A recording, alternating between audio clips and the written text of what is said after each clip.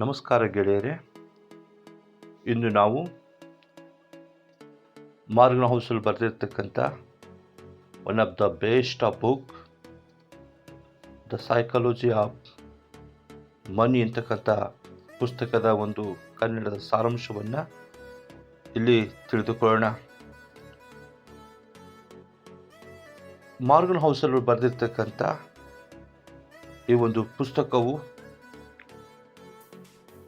ಹಣಕಾಸನ್ನು ಆಕರ್ಷಿಸಲು ಮತ್ತು ಸುಲಭವಾಗಿ ಕೆಲಸ ಮಾಡಬೇಕೆಂದು ನಿಮಗೆ ಕಲಿಸ್ತಕ್ಕಂಥ ಒಂದು ಪುಸ್ತಕವಾಗಿದೆ. ಮಾರ್ಗನ್ ಹೌಸಲ್ ಅವರು ಅಮೆರಿಕದ ಶ್ರೇಷ್ಠಾಂತ ಒಂದು ಕವಿಗಳಲ್ಲಿ ಲೇಖಕರಲ್ಲಿ ಒಬ್ಬರಾಗಿದ್ದಾರೆ. ಅಮೆರಿಕ ದೇಶವು ದೊಡ್ಡ ದೊಡ್ಡ ಬಿಸ್ನೆಸ್ ಕೊಡ್ತಕ್ಕಂಥ ಶ್ರೇಷ್ಠವಾದ ಒಂದು ಬಿಸ್ನೆಸ್ ಮ್ಯಾನೇಜ್ಮೆಂಟ್ ಅಂತಕ್ಕಂಥ ಪ್ರಶಸ್ತಿಯನ್ನು ಮಾರ್ಗನ್ ಹೌಸ್ ಅವರಿಗೆ 2 ಸಲ ನೀಡಿದ್ದಾರೆ ಎಂಬುದಾಗಿ ಅವರ ಒಂದು ಪುಸ್ತಕದ ವೈಖರಿಯನ್ನು ನಾವು ಇಲ್ಲಿ ತಿಳಿದುಕೊಳ್ಳಬಹುದು. ಮಾರ್ಗನ್ ಹೌಸಲ್ ಅವರು ಹಣಕಾಸಿನ ಒಂದು ಮನೋವಿಜ್ಞಾನ ಅಂತಕ್ಕಂಥ ಪುಸ್ತಕದಲ್ಲಿ ಹಣ ಮತ್ತು ಮನದ ವಿಷಯದಲ್ಲಿ ಕುರಿತು ಅತ್ಯಂತ ಸರಳವಾದ ರೀತಿಯಲ್ಲಿ ಮನುಷ್ಯನ ಒಂದು ಮನ ಮತ್ತು ಮನುಷ್ಯನ ಹಣ ಯಾವ ರೀತಿಯಲ್ಲಿ ಕೆಲಸ ಮಾಡುತ್ತದೆ, ಹಣವನ್ನು ನಾವು ಗಳಿಸಲು ಏನು ಮಾಡಬೇಕು ಮತ್ತು ಹಣವನ್ನು ಗಳಿಸಿದ ಮೇಲೆ ಅದನ್ನು ಹೇಗೆ ಕಾಪಾಡಿಕೊಳ್ಳಬೇಕು ಎಂಬುದಾಗಿ ಈ ಪುಸ್ತಕದಲ್ಲಿ ಬಹಳ ಸುಂದರವಾಗಿ ವಿವರವಾಗಿ ವಿವರಿಸಿದ್ದಾರೆ. ಇಲ್ಲಿ ಅವರು ಹೇಳುವ ಹಾಗೆ ಹಣಕ್ಕೆ ಯಾವ ಕೊರತೆ ಇಲ್ಲ, ಆದರೆ ಹಣವನ್ನು ಗಳಿಸುವ ವಿಷಯದಲ್ಲಿ ಮನುಷ್ಯರಿಗೆ ಜ್ಞಾನವಿರಬೇಕು. ಹಣವನ್ನು ಹೂಡಿಕೆ ಮಾಡುವ ಪರಿಜ್ಞಾನ ಅವರಿಗೆ ತಿಳಿದಿರಬೇಕು. ಹಣಕ್ಕೆ ಯಾವ ಕೊರತೆ ಇಲ್ಲ ಎಂಬುದಾಗಿ ಈ ಪುಸ್ತಕದಲ್ಲಿ ಹೇಳುತ್ತಾರೆ.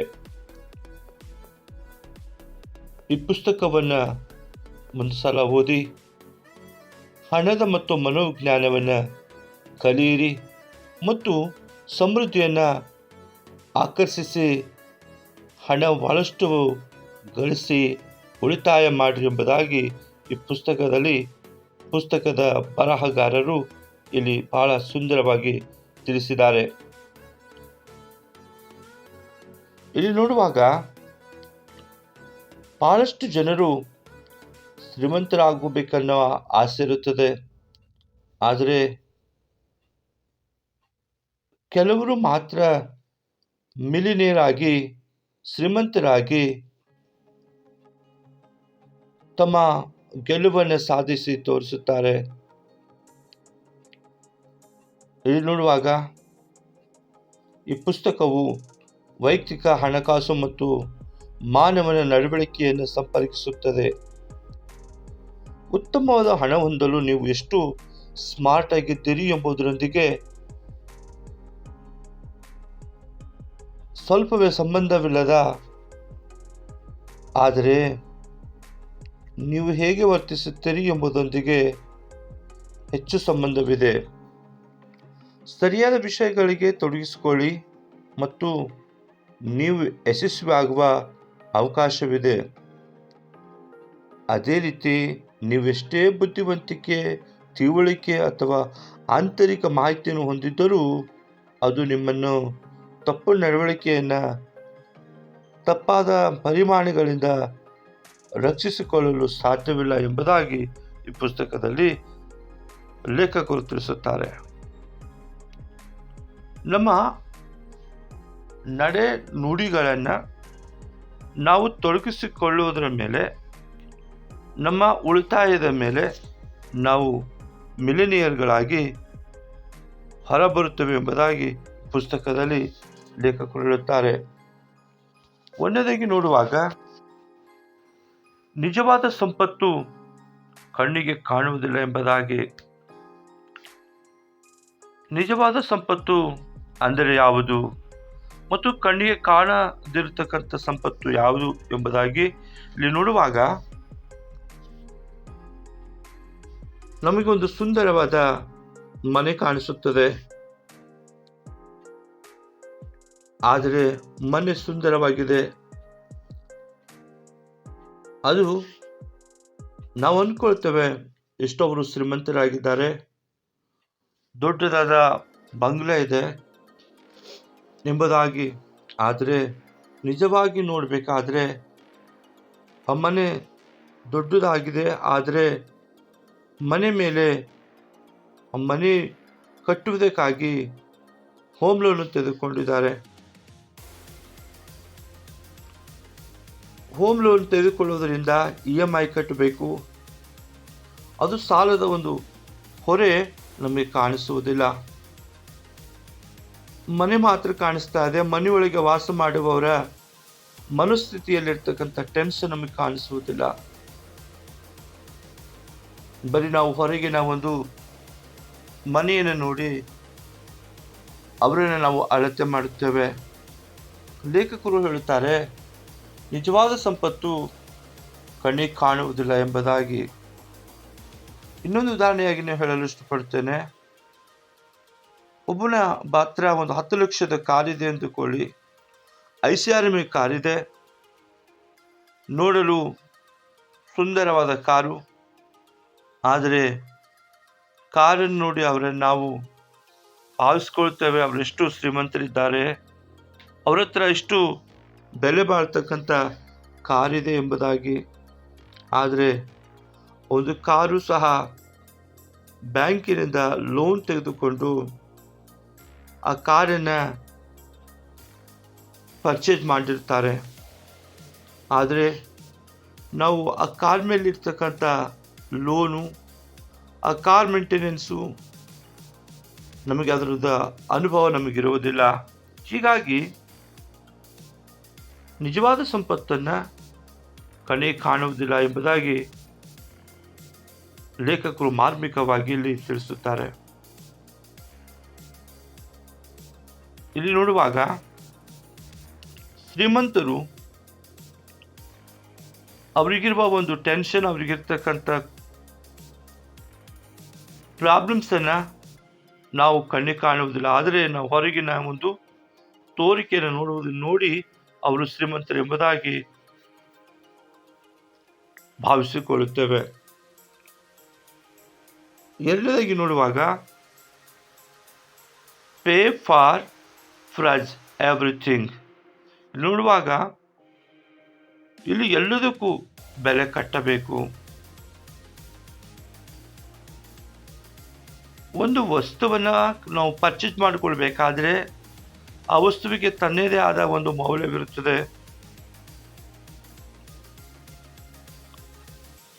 ಮನುಷ್ಯರಾಗಿರ್ತಕ್ಕಂಥ ನಾವು ಆ ಒಂದು ವಸ್ತನ್ನು, ಒಂದು ಥಿಂಗ್ಸನ್ನು, ಒಂದು ಬೆಲೆ ಬಾಳತಕ್ಕಂಥ ಒಂದು ಕಾರನ್ನು ಖರೀದಿ ಮಾಡಬೇಕಾದ್ರೆ ಆ ವಸ್ತುವಿಗಿರ್ತಕ್ಕಂಥ ಬೆಲೆ ಕೊಟ್ಟು ಆ ಕಾರನ್ನು ಖರೀದಿ ಮಾಡಬೇಕು. 3 ರೀತಿ ಜನರಿರ್ತಾರೆ ಒಂದು ವಸ್ತುವನ್ನು ಖರೀದಿ ಮಾಡಬೇಕನ್ನೋರು. ಒಬ್ಬರು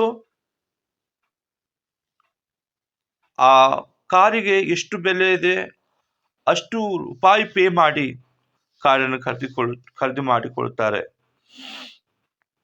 ಎರಡನೇದಾಗಿ 2 ರೀತಿಯ ಜನರು ನಮ್ಮಲ್ಲಿ ಇರುವ ರೂಪಾಯಿಗೆ ತಕ್ಕಂತೆ ಆ ಕಾರನ್ನು ಖರೀದಿ ಮಾಡಿಕೊಳ್ಬೇಕೆಂದು ಪರ್ಚೇಸ್ ಮಾಡಿಕೊಳ್ತಾರೆ.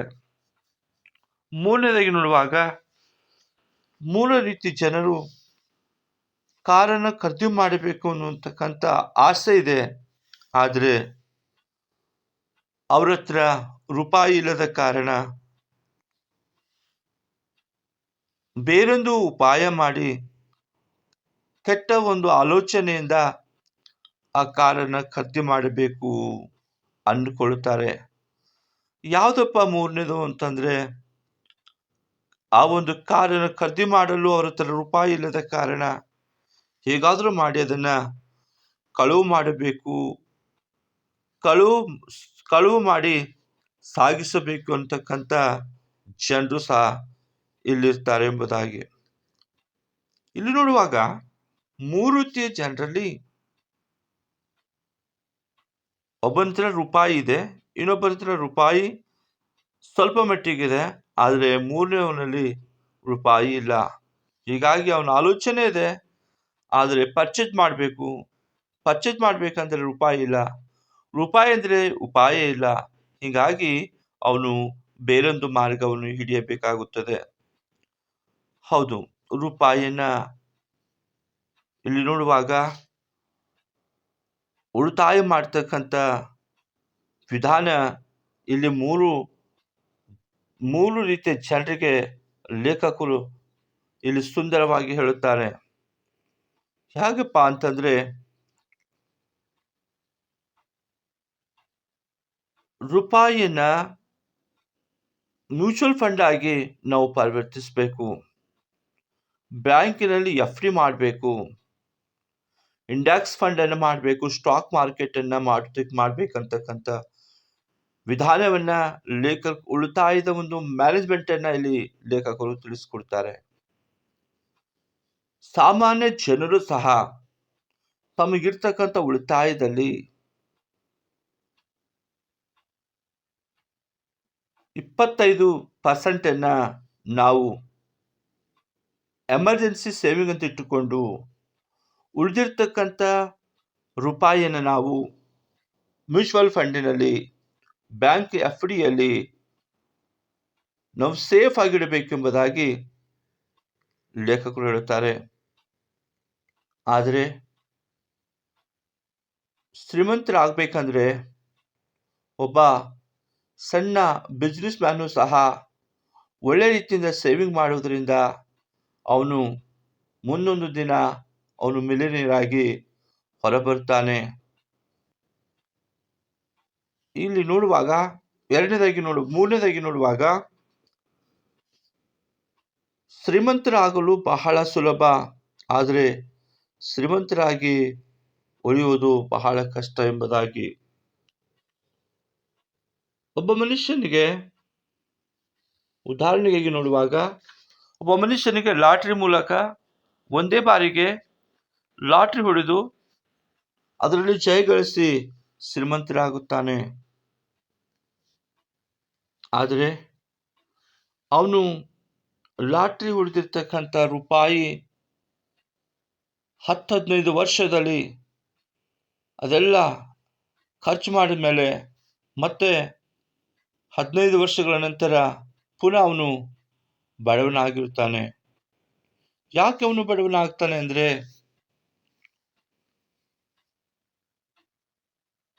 ಲಾಟ್ರಿ ಮೂಲಕವಾಗಿ ಸಿಕ್ಕಿರ್ತಕ್ಕಂಥ ಹಣವನ್ನ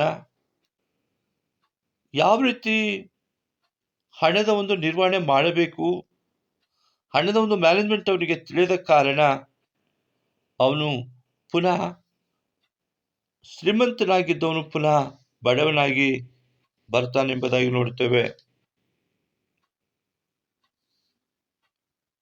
ಯಾಕೆ ಅವನು ಬಡವನಾಗ್ತಾನೆ ಅಂತಂದ್ರೆ, ಅವನಿಗೆ ಹಣಕಾಸಿನ ಒಂದು ಮ್ಯಾನೇಜ್ಮೆಂಟ್ ಅನ್ನ ತಿಳಿದೇ ಇದ್ದ ಕಾರಣ ಮತ್ತೆ ಅವನು ಬಡವನಾಗಿ ಉಳಿತಾನೆ. ಆದರೆ ಒಬ್ಬ ಸಾಮಾನ್ಯವಾಗಿರ್ತಕ್ಕಂಥ ಮನುಷ್ಯನು ಇಲ್ಲಿ ಉಳಿತಾಯ ಒಂದು ಹೂಡಿಕೆಯನ್ನು ಮಾಡಿ ಒಬ್ಬ ಶ್ರೀಮಂತನಾಗಿ ಹೊರಬರ್ತಾನೆ. ಯಾಕಂದ್ರೆ ಇಲ್ಲಿ ನೋಡುವಾಗ ಶ್ರೀಮಂತರಾಗಲು ಬಹಳ ಸುಲಭ. ಯಾಕಂದ್ರೆ ಲಾಟ್ರಿ ಹೊಡೆದ್ರ ಮೂಲಕ ಒಂದೇ ಸಮನೆಗೆ ಅವನು ಶ್ರೀಮಂತನಾಗುತ್ತಾನೆ. ಆದರೆ ಶ್ರೀಮಂತಿಕೆಯನ್ನ ಉಳಿಸ್ಕೊಳ್ತಕ್ಕಂಥದ್ದು ಬಹಳ ಕಷ್ಟಕರವಾದ ಮಾರ್ಗವಾಗಿದೆ. ನೋಡ್ತೇವೆ ಇಲ್ಲಿ ಬ್ಯಾರನ್ ಬೆಟಪ್ ಅಂತಕ್ಕಂಥವ್ರು ಸರಿಸುಮಾರು ತಮ್ಮ ಜೀವಿತದಲ್ಲಿ ಹಣದ ಹೂಡಿಕೆಯಲ್ಲಿ 75 ವರ್ಷಗಳವರೆಗೆ ಅವರು ವಿಶ್ವದ ಅತ್ಯಂತ ಶ್ರೀಮಂತರಾಗಿ ಉಳ್ಕೊಂಡ್ರು ಎಂಬುದಾಗಿ ನೋಡುತ್ತೇವೆ. ಯಾಕಂದ್ರೆ ಹಣದ ಒಂದು ಹೂಡಿಕೆ ವಿಷಯದಲ್ಲಿ ಅಪಾರವಾದ ಜ್ಞಾನ ಅವರಿಗಿದ್ದ ಕಾರಣ ಯಾವ ಒಂದು ರೀತಿಯಲ್ಲಿ ಭಯವಿಲ್ಲದೆ ಹಣವನ್ನು ಹೂಡಿಕೆ ಮಾಡಿ ಪೂರ್ಣ ವಿಶ್ವಾಸದಿಂದ ತಮ್ಮ ಮನೋಬಲವನ್ನು ನಂಬಿ ಹಣಕಾಸಿನಲ್ಲಿ ಹೂಡಿಕೆ ಮಾಡೋ ಕಾರಣ ಅವರು ತಮ್ಮ ಜೀವಿತದಲ್ಲಿ ಶ್ರೀಮಂತರಾಗಿ ಉಳಿತಾರೆ ಎಂಬುದಾಗಿ ಇಲ್ಲಿ ನೋಡುವಾಗ ಬಿಲ್ ಗೇಟ್ಸ್ ಅನೇಕ ದೊಡ್ಡ ದೊಡ್ಡ ಸಾಧಕರು ಅನೇಕ ರೀತಿಯಲ್ಲಿ ಹೂಡಿಕೆ ಮಾಡಿ ಲಕ್ಕನ್ನು ನಂಬದೆ, ಅದೃಷ್ಟವನ್ನು ನಂಬದೆ, ತಮ್ಮ ಎಫರ್ಟನ್ನು, ತಮ್ಮ ಪ್ರಯತ್ನವನ್ನು, ತಮ್ಮ ಆದಾಯದಲ್ಲಿರ್ತಕ್ಕಂಥ ಉಳಿತಾಯವನ್ನು ನಂಬಿ ಸರಿಯಾದ ರೀತಿಯಲ್ಲಿ ಹೂಡಿಕೆ ಮಾಡೋದ್ರಿಂದ ಅವರು ಶ್ರೀಮಂತರಾಗಿ ಉಳ್ಕೊಳ್ತಾರೆ ಎಂಬುದಾಗಿ ನೋಡುತ್ತೇವೆ. ಇಲ್ಲಿ ನೋಡುವಾಗ 4ನೇದಾಗಿ ನೋಡುವಾಗ ಸೇವಿಂಗ್ ಅಂಡ್ ಫೈನಾನ್ಷಿಯಲ್ ಫ್ರೀಡಮ್ ಅಂದ್ರೆ ನಾವು ಹಣಕಾಸಿನ ಒಂದು ಸಾಕ್ಷರತೆ ಕುರಿತಲ್ಲಿ ನೋಡುತ್ತೇವೆ. ಹಣವನ್ನು ಉಳಿತಾಯ ಮಾಡಬೇಕೆಂದು ಪ್ರತಿಯೊಬ್ಬನಿಗೆ ಆಸೆ ಇರುತ್ತದೆ. ಆದರೆ ಹಣವನ್ನು ಉಳಿಸದೆ ಸೋಕಿ ಜೀವನಕ್ಕಾಗಿ ಎಮರ್ಜೆನ್ಸಿಗೂ ಹಣವಿಲ್ಲದೆ ಎಲ್ಲವನ್ನು ಖರ್ಚು ಮಾಡ್ತಿದ್ದಾನೆ.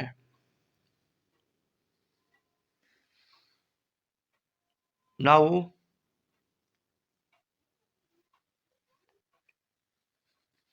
ಸೇವಿಂಗ್ ಮಾಡೋದ್ರ ಮೂಲಕವಾಗಿ, ಉಳಿತಾಯ ಮಾಡೋದ್ರ ಮೂಲಕವಾಗಿ ನಾವು ಶ್ರೀಮಂತರಾಗಬಹುದು ಎಂಬುದಾಗಿ ಲೇಖಕರು ತಿಳಿಸುತ್ತಾರೆ. ಇಲ್ಲಿ 3 ರೀತಿಯ ಜನರಿರ್ತಾರೆ.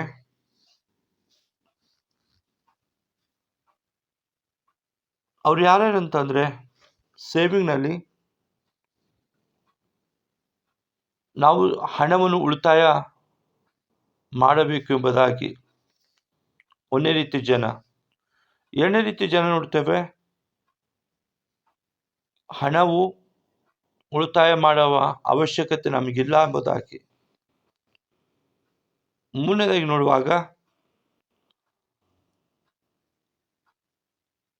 ಹಣವು ಉಳಿತಾಯ ಮಾಡುವುದು ನನ್ನಿಂದ ಆಗುವುದಿಲ್ಲ ಎಂದು ಹೇಳುವ ಜನರಿದ್ದಾರೆ.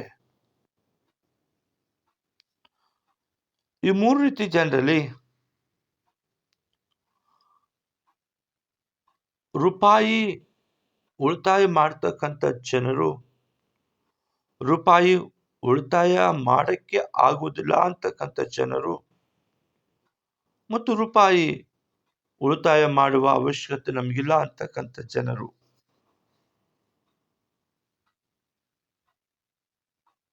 ಹಣವನ್ನ ನೀನೆಷ್ಟು ಉಳಿತಾಯ ಮಾಡುತ್ತೋ ಅದು ನಿನ್ನ ಸೇವಿಂಗ್ ಆಗಿ ಮುಂದೆ ಬರುವ ದಿನಮಾನಗಳಲ್ಲಿ ಅದು ನಿನ್ನನ್ನ ಸೇವ್ ಮಾಡ್ತದೆ.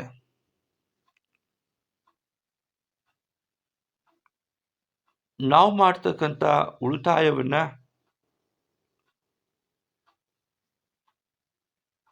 ಆ ಉಳಿತಾಯದಲ್ಲಿ ನಾವು ಎಮರ್ಜೆನ್ಸಿಗಾಗಿ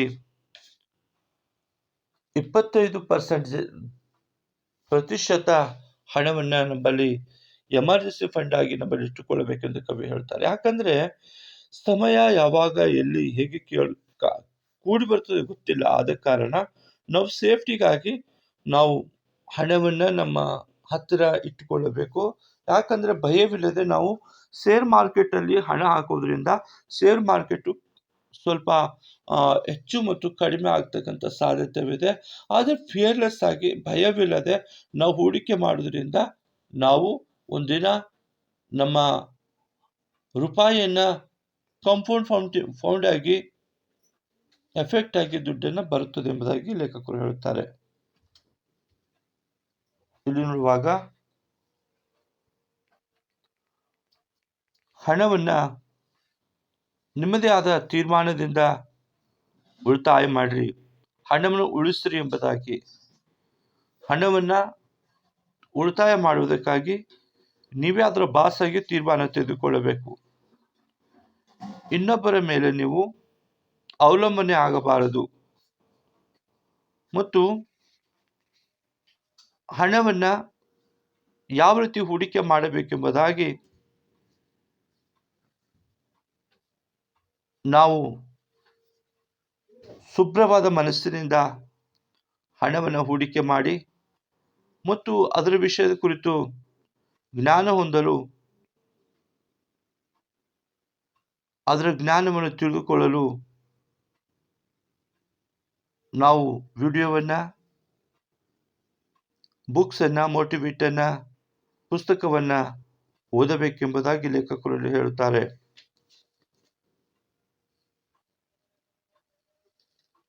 ಇಲ್ಲಿ ನೋಡುವಾಗ ಹಣವನ್ನು ಹೂಡಿಕೆ ಮಾಡತಕ್ಕಂಥ ತಂತ್ರವನ್ನು ಆರಿಸಿಕೊಳ್ಳಬೇಕು. ಹೆಚ್ಚಿನ ಹೂಡಿಕೆಯಿಂದ ದೀರ್ಘಕಾಲದಲ್ಲಿ ವೆಚ್ಚದ ಸೂಚ್ಯಂಕ ನಿಧಿಗಳು ಹೆಚ್ಚಿನ ಆದಾಯವನ್ನು ಒದಗಿಸುತ್ತವೆ ಎಂಬುದಾಗಿ. ಹೌದು, ದೀರ್ಘಾವಧಿಯ ಕಡಿಮೆ ವೆಚ್ಚದಲ್ಲಿ ಹೆಚ್ಚಿನ ಆದಾಯಗಳನ್ನು ಒದಗಿಸುತ್ತದೆ ಎಂಬುದಾಗಿ. ಹೀಗೆ ಲೇಖಕರು ಮಾರ್ಗನ್ ಹೌಸಲ್ ಅವರು ದ ಸೈಕಾಲಜಿ ಆಫ್ ಮನಿ ಅಂತಕ್ಕಂಥ ಪುಸ್ತಕದಲ್ಲಿ ಮನುಷ್ಯನ ಮನೋಬಲ ಮತ್ತು ಹಣದ ಒಂದು ಮನೋಬಲದ ಕುರಿತು ಲೇಖಕರು ಇಲ್ಲಿ ತಿಳಿಸಿರುತ್ತಾರೆ. ಹೌದು, ಈ ಪುಸ್ತಕವನ್ನ ಒಂದು ಸಲ ಓದಿ ಈ ಪುಸ್ತಕದಲ್ಲಿರ್ತಕ್ಕಂಥ ಸರಳವಾದ ಒಂದು ರೂಲ್ಸ್ ಅನ್ನು ತಮ್ಮ ಜೀವಿತದಲ್ಲಿ ಅಳವಡಿಸಿಕೊಂಡು ನೀವು ಸಹ ನಿಮ್ಮ ರೂಪಾಯಿಯನ್ನು ಸೇವ್ ಮಾಡೋದ್ರ ಮೂಲಕವಾಗಿ ಯಾವ ರೀತಿ ನಾವು ಇಲ್ಲಿ ಒಂದು ದಿನ ಸಣ್ಣ ಹಣವೇ ಒಂದು ಕಂಫರ್ಟ್ ಎಫರ್ಟ್ ಆಗಿ ಹೊರಬರ್ತದೆ ಎಂಬುದಾಗಿ ಇಲ್ಲಿ ನೀವು ಸಹ ಮಾಡ್ರಿ ಎಂಬುದಾಗಿ ಲೇಖಕರು ಹೇಳುತ್ತಾರೆ. ಹೌದು, ಇನ್ನ ಕನ್ನಡದ ಒಂದು ಬುಕ್ ಸಮರಿಯನ್ನು ನಿಮಗೆ ಇಷ್ಟವಾದರೆ ಇದನ್ನ ಲೈಕ್ ಮಾಡ್ರಿ. ಯಾಕಂದ್ರೆ ಈ ಒಂದು ಚಾನಲ್ ಲೈಕ್ ಮಾಡುವುದು ಉಚಿತವಾಗಿದೆ. ನಿಮಗೇನಾದರೂ ಸಂದೇಹ, ಸಲಹೆಗಳು ಏನಾದರೂ ಇದ್ರೆ ಕಮೆಂಟ್ ಬಾಕ್ಸ್ನಲ್ಲಿ ನಮಗೆ ಬರೆದು ತಿಳಿಸ್ರಿ. ನೀವು ಈ ಒಂದು ಇಲ್ಲಿ ತನಕ ಈ ಸೈಕಾಲಜಿ ಆಫ್ ಮನಿಯ ಪುಸ್ತಕವನ್ನ, ಅದರ ಒಂದು ವಿಷಯದ ಕುರಿತು ಜ್ಞಾನವನ್ನ ಈ ವಿಡಿಯೋದ ಮೂಲಕವಾಗಿ ತಮಗೆ ತಂದುಕೊಂಡಿದ್ದೀರಿ ಅಂತ ನಾನು ನಂಬುತ್ತೇನೆ. ಇಲ್ಲಿಗೆ ಮುಗಿಸುತ್ತೇನೆ. ಜೈ ಹಿಂದ್, ಜೈ ಕರ್ನಾಟಕ. ಧನ್ಯವಾದ.